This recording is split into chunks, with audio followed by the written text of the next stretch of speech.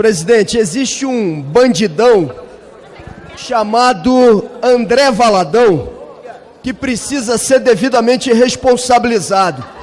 Olha o que esse sujeito disse. Abre aspas. Agora é a hora de tomar as cordas de volta e dizer, pode parar, reseta.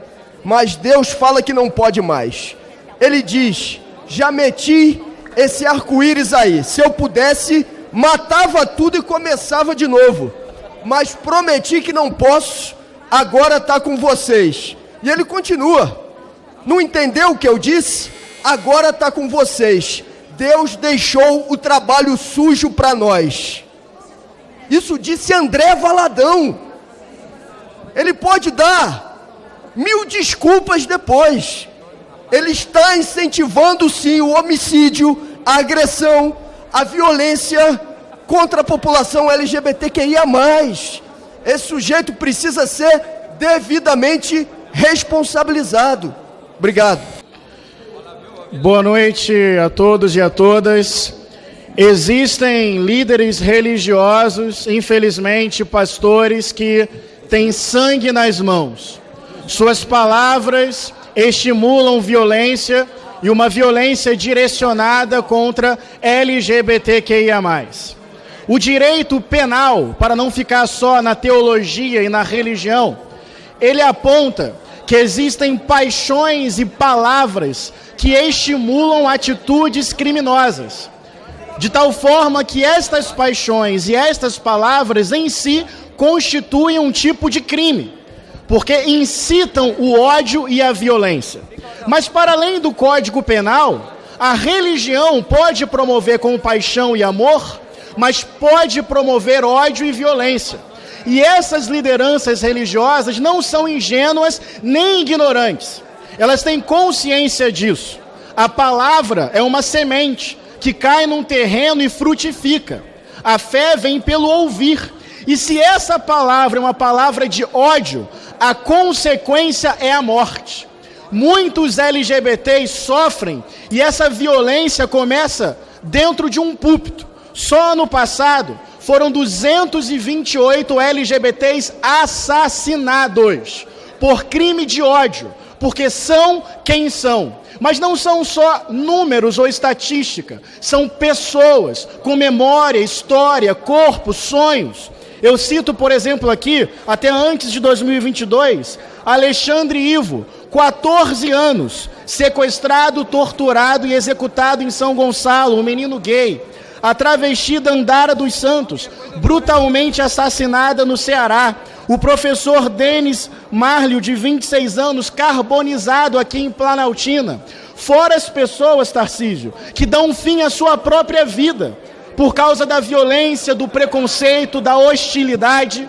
Então tem pastores que têm sangue nas mãos, um tipo de cristianismo sem amor e com ódio, um tipo de cristianismo que mataria Jesus hoje, usando hipocritamente o nome de Jesus para isso.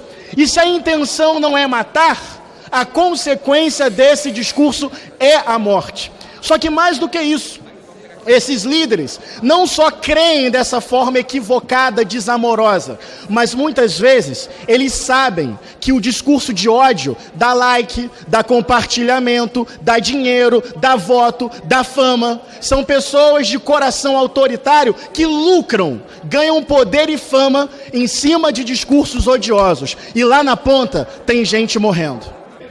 O que está em jogo na votação que nós vamos fazer aqui sobre o CARF, é importante entender como o jogo funciona. O CARF, que é o Conselho de Administração de Recursos Fiscais, ele tem o objetivo de cobrar dívidas de sonegadores, em geral de grandes bancos, grandes corporações que não pagam seus impostos. Metade do Conselho é composta de fiscais da Receita, técnicos. A outra metade de representantes da sociedade, que muitas vezes caem sob influência dessas próprias empresas que são as devedoras. Isso tem acontecido no último período no país, porque em 2020 No governo Bolsonaro se aprovou o fim do voto de qualidade do CARF. Porque vejam, como metade é de fiscais e a outra metade mais influenciável pelos devedores, muitas vezes dava empate. E aí se aprovou que em caso de empate, a dívida não era paga. O que existia antes e que nós queremos retomar com esse projeto é o voto de qualidade, que em caso de empate era pró-receita. A dívida tinha que ser paga. Que é justo, mais do que justo, até porque 2 mais 2 é igual a 4 e não igual a 0. O que aconteceu foi uma farra, uma festa dos sonegadores nesse país nos últimos anos. Se cada um dos deputados que está aqui, se quem está nos assistindo, errar uma linha na declaração do imposto de renda, se um pequeno empresário errar uma linha na declaração do Simples, a Receita vai atrás dele. Agora, os grandes bancos que cobram uma taxa de juros de 400% no cartão de crédito, se sonegarem não acontece nada e fica por isso mesmo. Não pode ser assim. E é por isso que nós vamos votar aqui a retomada do voto de qualidade do CARF. E que eu espero que seja aprovada por essa casa, porque quem deve, sobretudo os grandes que devem, tem que pagar. 2 mais 2 tem que ser igual a 4 para todo mundo. E que a gente consiga fazer com que os de cima também cumpram a lei e paguem seus impostos. Vamos em frente. Fomos convocados essa semana para votar algo que é um assunto que ouço falar há muito tempo: a reforma tributária. Uma das reformas mais importantes que esse Brasil precisa fazer. E por quê? Porque nós temos no Brasil uma estrutura tributária profundamente injusta. E este é o principal elemento. Nós temos uma estrutura tributária que é absolutamente regressiva, que cobra muito dos que têm pouco e pouco dos que têm muito. Como nossos impostos estão sobretudo nas mercadorias, nos bens e nos serviços, o pagamento de impostos das classes trabalhadoras pesa muito mais do que aqueles que vivem dos lucros, dividendos, louros e enriquecimento dos tais investimentos. Mas o que vamos votar aqui esta semana, infelizmente, vai atingir muito pouco dessa injustiça. Perdemos uma oportunidade aqui neste Congresso de fazer o debate sobre os impostos de renda e patrimônio de forma concomitante aos impostos sobre o consumo.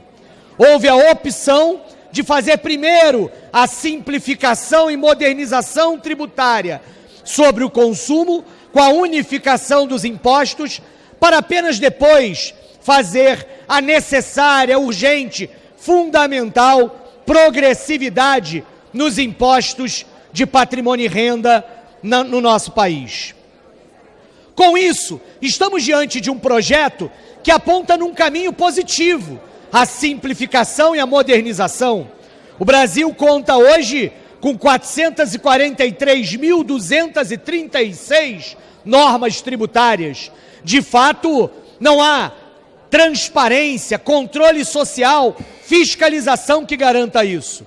Por outro lado, enquanto a média dos países da OCDE, 2/3 da arrecadação vem sobre patrimônio e renda, aqui no Brasil mais da metade é sobre consumo. Por isso, uma emenda, colocada pelo deputado Ivan Valente neste projeto, que obriga que o governo envie em 180 dias a reforma tributária da parte da renda, é talvez a maior conquista deste texto que virá aqui.